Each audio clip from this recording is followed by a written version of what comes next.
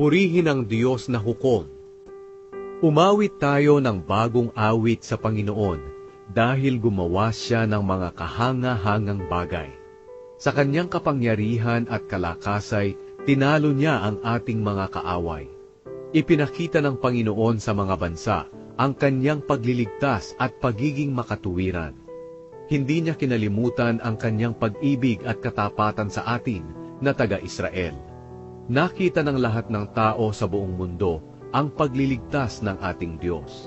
Kayong lahat ng tao sa buong mundo, sumigaw kayo sa tuwa sa Panginoon.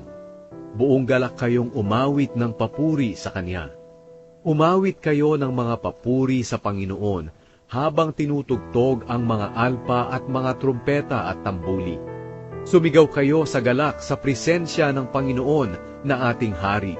Magalak ang buong mundo at ang lahat ng naninirahan dito, pati ang mga dagat at ang lahat ng narito. Magpalakpakan ang mga ilog at sabay-sabay na magsiawit sa tuwa ang mga kabundukan. Natutuwa sila sa presensya ng Panginoon dahil darating siya upang hatulan ang lahat ng tao sa buong mundo.